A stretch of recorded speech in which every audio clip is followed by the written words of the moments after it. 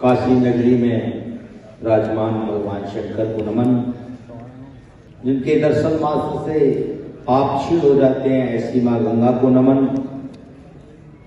काशी के कोतवाल काल भैरव को नमन। संस्कृति संसद मंच पर विराजमान आध्यात्मिक शक्तियों को मेरा नमन। सनातन धर्म के विषय की जो बात अभी चल रही है और सभी महापुरुषों ने मेरे से पहले जो वक्ता बोल के गए हैं उन्होंने बहुत ही अच्छे ढंग से आप सब लोगों को बताया। परंतु विषय चिंतन का है कि हम सब लोग सनातनी होते हुए भी अपने आप को, अपने धर्म को कमजोर समझ रहे हैं। क्या कारण है? हम तो परंपरागत सनातनी हैं, जन्म से सनातनी हैं, फिर हमारे अंदर ये भाव क्यों आ रहा है? ये भाव हमारे अंदर इसलिए आ रहा है कि हमने अपनी युवा पीढ़ी को और अपने आप को सनातन धर्म के संस्कारों से विमुख कर लिया है। यदि हम पूर्णतः सनातन धर्म के संस्कारों से जुड़ जाएं, यदि पूर्णतः हम सनातन धर्म के संस्कारों को अपने अंदर धारण कर लें तो हमारी शक्ति जागृत हो जाएगी और जो हम कमजोर नजर आ रहे हैं हम अपने आप में सशक्त नजर आने लगेंगे। उसके लिए आप खाली 3 विषयों पे विशेष ध्यान दें तो आप सनातन धर्म को बहुत मजबूती से पूरे विश्व के सामने प्रेजेंट कर सकते हैं। पहला विषय, आप युवा व्यक्तियों के साथ और अपने परिवार में जो आने वाली नई जनरेशन है, नए जो बच्चे आ रहे हैं, उनके साथ बैठ करके प्रार्थना करें। क्योंकि प्रार्थना जब आप करेंगे तो सनातन धर्म की संस्कार की पहली कड़ी प्रार्थना, क्योंकि सनातन विश्वास है।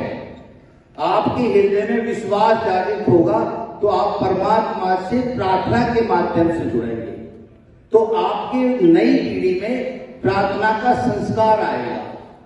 पहला विषय। दूसरा, जब आप प्रार्थना करें तो उपासना साथ में सिखाएं। उपासना करने से हमारा इतिहास हमारी नई पीढ़ी की समझ में आएगा।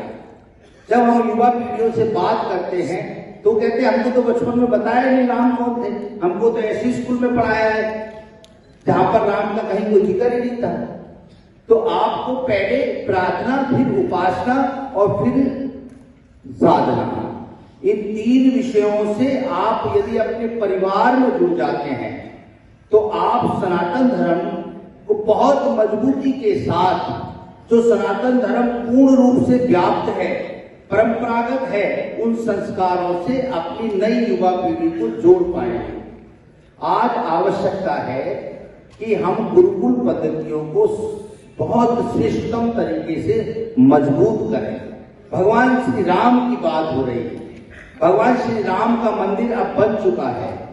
22 जनवरी को भगवान श्री राम के मंदिर में हम सब लोग जाकर के भगवान श्री राम को स्थापित कर देंगे, विराजमान कर देंगे। अब आवश्यकता है कि भगवान श्री राम के संस्कारों को हम जन जन तक कैसे पहुंचाएं, भगवान श्री राम की परंपराओं को कैसे हम युवा पीढ़ी को समझाएं।